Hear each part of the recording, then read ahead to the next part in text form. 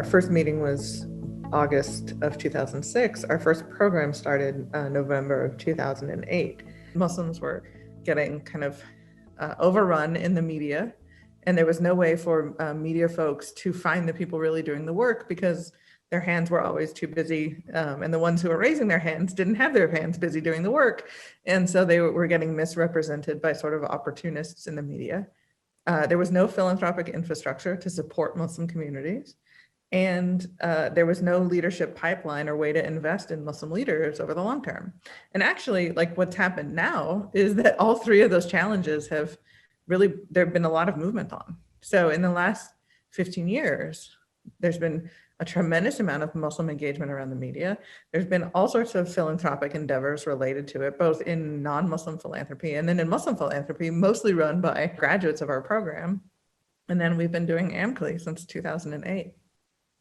I think the thing that's exciting is that having been in this space for so long, in 15 years, you actually have seen a whole generation of new leaders come in. And that almost gives those who have started out just a sigh of relief that there is a pipeline. I think there were many times we weren't sure if there was a pipeline, and the fact that there is, and you're seeing new programs developing and just a lot of people coming in for trainings or programs and in civic engagement or political engagement. Like, I think that's really exciting.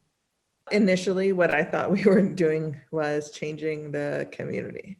I think now we were providing an alternate way of being within it, right? A different model, a sort of different center of gravity that said, we can't actually change the community. We can't change the community institutions. Many of them don't want to change. Many of them work just fine and don't need to. But we can provide a different way of interacting with each other that might actually be an experience of something that's healthier, more resilient, more supportive. And I think we built that.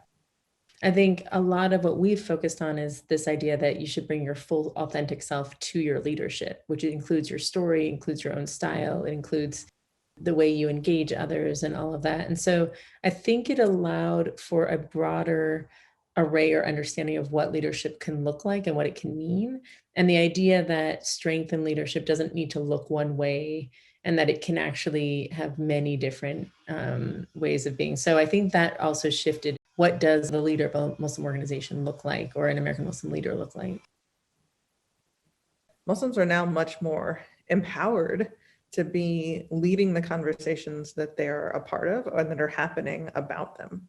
Right? That it's actually that they're more in control of their destinies to shape them in ways that in the early Bush administration didn't feel like that was possible. And part of that's natural evolution. Part of that is the evolution of leaders going on their career path and trajectory. And some part of that is the network of Muslim leaders supporting each other and really getting invested, not just in their own success, but in the success of the network itself. One of the biggest changes is just this idea of these leaders feeling really isolated to feeling that they're connected to a network and connected to a community. I remember we did this exercise at the beginning of AMCLI, and then we did it more recently. And it's a physical movement. It's a walking exercise in a room.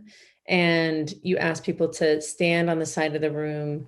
And at that point, the question was, do you feel connected to others? Do you feel like you have the support you need to do the work you do?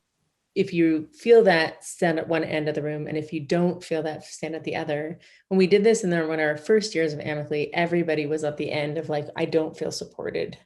And even though the people change over time, we did that exercise recently, and you had people over on the left side, they had some sort of support, even if it might not be the extent of the support they want, that they did have some network of support.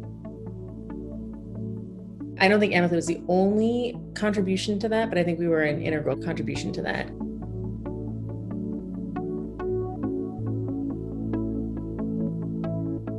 There's still more that can be done. There's more capacity that can be done, but people just don't feel like they're doing this alone. I think is probably the biggest shift over the last 15 years.